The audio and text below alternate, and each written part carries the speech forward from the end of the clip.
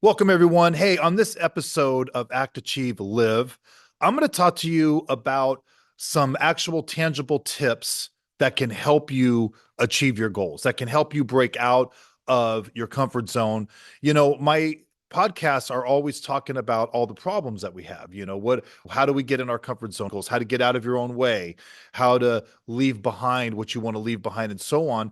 But now I want to kind of shift over the next few episodes and give you some actual tangible points and tips on how to actually accomplish this. Like, what can you actually do to do this? So, before I get started, I want to remind you, if you haven't been to my website, disruption-factor.com, please go visit that. Please like and follow and share this podcast, as well as check out our website. My course, From Comfort Zone to Success, my online course, is making a pretty big impact with a lot of people.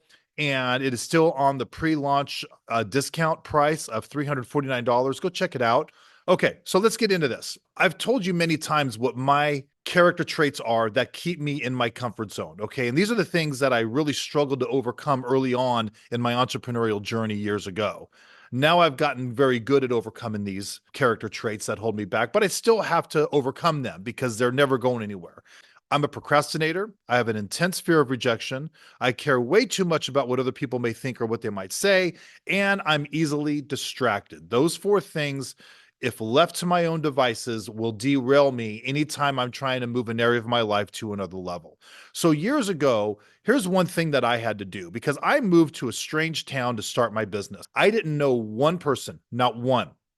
And I had to build a business that required me to prospect in a cold market. Now, if you look at the things that hold me back, putting me in an area like that to have to build a business and talk to strangers, I'm telling you, that's like putting an elevator in an outhouse, man. It did not make any sense, but I had to do it. And I really, really struggled to find the motivation to get out of my own way and go do what I needed to do. So here's what I did.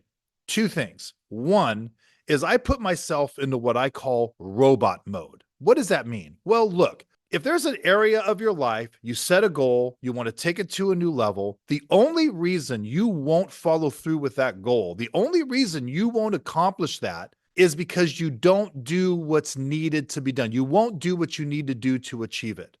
And the only reason you won't do what you need to do to achieve it is because at the end of the day, you just didn't want to. That's really it. You didn't do it because you didn't feel like it. You didn't want to. Now let's dive a little deeper there. Maybe you were tired that day. Maybe you were very busy. You were overwhelmed with your schedule. You had a lot going on. Maybe you didn't feel very good. Maybe you were distracted with something. I get it. But at the end of the day, you didn't do it because you didn't want to. And that's probably one of the harshest truths for people to hear about succeeding in life in terms of whatever success means to them. I want to do this. I want to accomplish this. I want to set a goal. I want to achieve it. I want to move from here to here. You don't do that. It's because you didn't want to, because we will prioritize the things that are important to us. Now, that was me 100%. I'd wake up in the morning in Fresno and I go, okay, today I'm going to go talk to people. I'm going to go prospect. Or my fitness journey 4 years ago. Today I'm going to go to the gym and then I'm going to go to the beach and I'm going to walk 4 miles. And it's like, what I realize is, okay, the only reason I don't do this is because I don't want to. So what did I do years ago to get over this? Well, I put myself into what I call robot mode. Now, what does that mean? That means that I would sit there at any given point during the day and I'd be like, look, doesn't matter how I feel, doesn't matter what I want, doesn't matter what I don't want. I don't count. I don't matter. There's a job to do. I am the vehicle that's going to do it. That's just the way it is. And I need to not think about it. I'm just doing it, period. And I would take any emotions out of it. I wouldn't think about what I wanted or what I didn't want to do. Going back into my business years ago, I remember when I started building my business in Fresno, there'd be like an appointment with a new client like an hour away, right? And I would drive to them. And I would sit there the day before going, yes, this is great. I've got an appointment tomorrow night. It's going to be awesome. Well, then the day would come and then the time would get closer and closer. And I'm sitting there thinking like, I don't want to drive to Tulare. I don't want to drive an hour away. Maybe they'll cancel. These are the emotions that I would go through. And this was because of my fear of what people might think and my natural procrastination tendencies.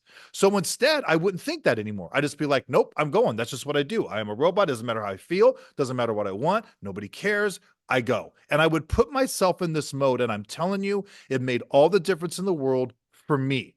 When I'd be like, look, it doesn't matter how I feel. It doesn't matter what I want. I just go. Now, I want to ask you a question.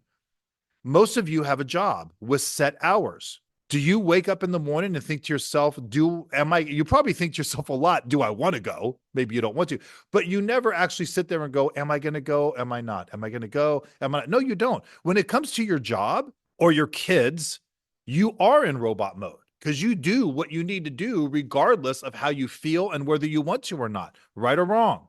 The key is put yourself in that same automatic robot mode when it comes to achieving your goals. Now, the second point, the next thing that I teach people that makes a difference, and this doesn't really work for everybody. Now, I will say that I am a natural competitor. I'm a very, very competitive person. But I will say that even if you're not a natural competitor, it's really good to cultivate some competitive urgency inside of you because it's going to get you further along to be competitive. Now, before I get into the second point, I want you to understand, I've said this many times before, in no way, shape, or form do I feel that myself or you are better than anybody. We're not better than anybody. Nobody's better than anybody, period. Because what I'm going to say right now might be a little harsh to some people. It revolves around being competitive. And really what it comes down to is thinking to yourself, what would others do? Now, I've talked about this before. This is actually a big segment of my online course. It's a big segment of what I talk about when I give seminars and when I do individual coaching, because this is one of the best ways to motivate yourself and to get yourself to take action to achieve. So when you have these moments where you're like, this is what I should be doing. I should do this today. I should do this week. I should do this right now.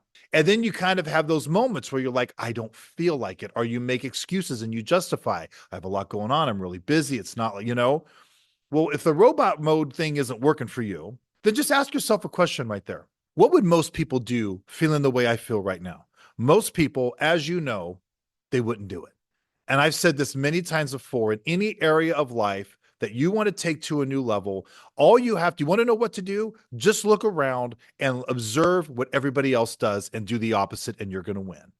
Because we are all raised with this middle class, mediocre mentality. We have been taught to be like everybody else. And ultimately, we have been taught to settle. Just settle and be happy and be grateful for what you have. Now, granted, I agree. We need to be grateful for what we have, but it is not in our nature as a species to just settle. It is in our nature for adventure, for risk, to strive for more, to try more, to try harder, to achieve. That's who we are. So don't throttle that. But the mindset that we've been entrained to believe since most of us were kids is one to settle and be like everybody else. Well, if you look at everybody else, let's say you want to lose weight. It has to do with diet or fitness. Look around. Are most people in shape or not?